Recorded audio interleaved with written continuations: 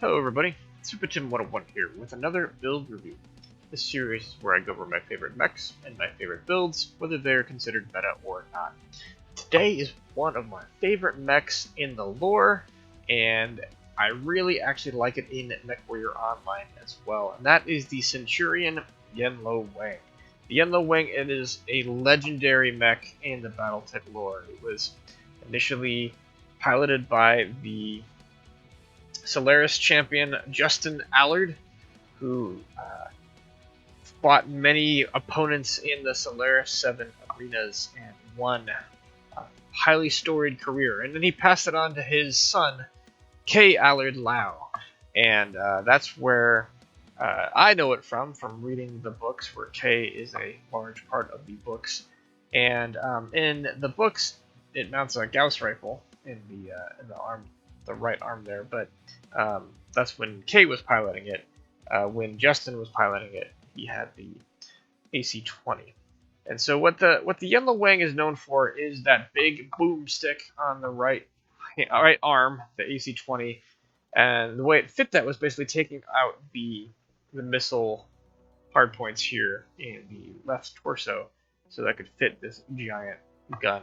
It also was known for some melee. It had some claws, potentially a hatchet in its left shield arm here, but it is a really fun mech with a lot of lore. If you haven't, go look into some of the cool things that K. Allard Lau did. One of the reasons why I want the Hatchet Man in this game, regardless of whether or not we can get melee. But so that's the Centurion Yen-Lo-Wang. The Centurion Yen-Lo-Wang, like any Centurion, has this great shield arm right here and packs a punch with its armaments. The Yen-Lo-Wang, again, has the big boomstick in the right arm with some energy hardpoints in the center. So what you want to do with basically almost any of your Centurions is you shoot and then you twist to shield with your left arm. You shoot and then you twist to shield with your left arm. As long as the opponent is shooting at you, that's what you want to be doing. If you can get some shots off when they're not staring at you, you're okay. But that's typically what you want to do: shoot and shield. It is just a fun mech, one of my favorites in the lore as well as here in Mechwarrior Online. So I figured we'd give a build review, and let's jump into the mech lab. First, we're going to check out some of the quirks that the mech gets. It got buffed in the last year, so we've got a UAC jam chance of minus 20%, which is good, but I don't use a UAC. It has a ballistic range of plus 10%, a flat cooldown of 15%, an energy cooldown of 15%, 10%, heat minus 50%, range plus 10%, velocity plus 10%, and interfere AC20 cooldown minus 10%. So you've got a cooldown of 15% and a AC20 cooldown of 10%, which gives you, of course, 25% cooldown on your AC20.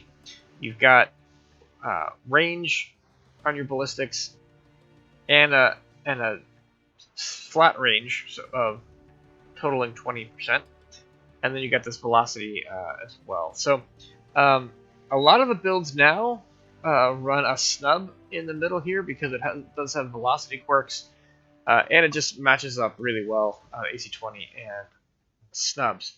But before the snubs were buffed, this is what I was using: the 2 medium pulse lasers here in the center torso. And this is what I've been using basically since I got them. When I found out that I could get the mech fairly cheap, I picked it up and just ran the medium pulse lasers with the AC20. It runs 3.5 tons of ammo, which is a little light. Honestly, it's a little light on ammo. You could shave the legs down a little bit more to get 1 extra ton of ammo.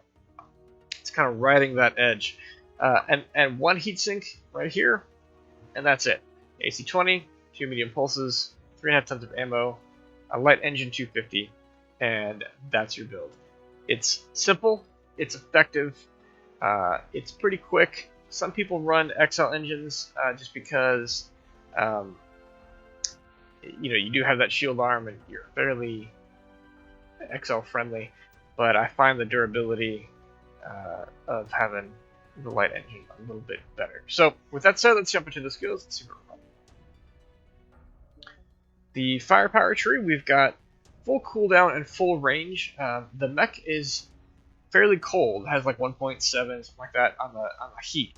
So you really want to max out the range and cooldown. You want to fire as often as possible. Then you want the velocity and the magazine capacity as well, for sure. The heat gen, if you continue to fire, the mech does ramp up heat after a while because it doesn't have great dissipation. It doesn't have a whole lot of heat sinks to dissipate. So heat gen is helpful, but it's not essential to the mech because it runs so cold already. You want to get the skeletal density and armor hardening. It has amazing survivability quirks, and you just amplify those with those two nodes. And then you want the cool run and heat containment. Again, you could maybe get away with not having heat containment. Cool run just helps with dissipation, and the mech does have a little bit of problem with heat dissipation if you're in a big brawl. So I like both, just in case. The seismic sensor, it's a brawler, of course, AC20, so you want to know where your enemies are going to be. You want to pick that up, as well as 80% radar deprivation. You can find another spot somewhere to get that last radar deprivation as well, maybe from the heat. But radar deprivation is in a really good spot right now, so pick it up. Then, of course, the one value slot in the consumables for the UAV and the cool shot. So that is the skill tree. That's the build. This next video I had on mute, but it was such a good game, I wanted to show it off.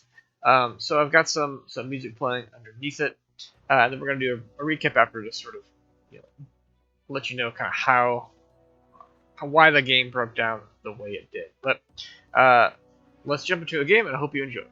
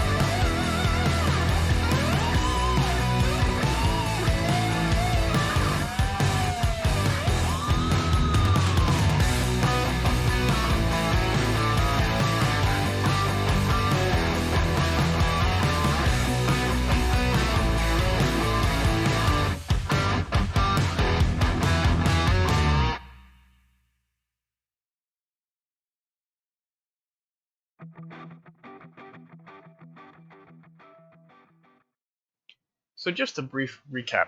I initially went up into the like Echo 5 area with the rest of the team, but the fight in Viridian Bog on Domination usually takes place in Delta 5 Charlie 5, and it's just really hard to stay in the circle if you're up on the Echo 5 platform. And as you can see, there's not a whole lot of room to maneuver. You tend to step on each other's toes. You can't get good firing lines. They can shoot you from across in the Delta 5 area, and there's not much you can do about it. So Mortalis had called to go off to the Delta 5 area where enemies were, so I went to follow him. And honestly, throughout the most of the game, I stuck with the Lance as best as possible. So the three of us went over there. Dragon was in the dire wolf, so he couldn't quite move as fast. But the three of us went over the Delta 5, started fighting with the enemies over there. We were able to get the kill on the Night Star, as well as brawl down the linebacker a little bit. When they were still brawling over there in Delta 5, when I saw that Dragon needed help over with the two mediums, and that's why I swung back to help him with that. Ended up chasing them off because I kept shooting them in the back, which was great. So the Wolverine ran off, and then the Shadowhawk tried to double back, and again, just was able to shoot him in the back. We were able to get the kill as a Lance. And as the Lance, we just kept moving towards the enemy, took down the Cyclops, took down the Arctic Cheetah, took down the Fafnir. So just sort of kind of moved as a group and rolled over them. Had a couple lucky shots, especially at the end there on the last guy. Sort of happened to line up the right shot at the right time with the right range. But it all worked out. But you can just see just how much, how effective the Yen-Lo-Wang can be when you're brawling. When you have other brawlers around you, you can kind of wolfpack and really just blow off components fairly easily as long as you can land your shots. So it's a really fun mech. I would highly suggest it if you can spare some MC for it when it goes on sale. It's just a lot of fun. Drop with some friends, all playing Yen-Lo-Wangs, get your Wang on, and blow up some components. So that was the build. I hope you liked it. If you did, leave a like. Have a great day.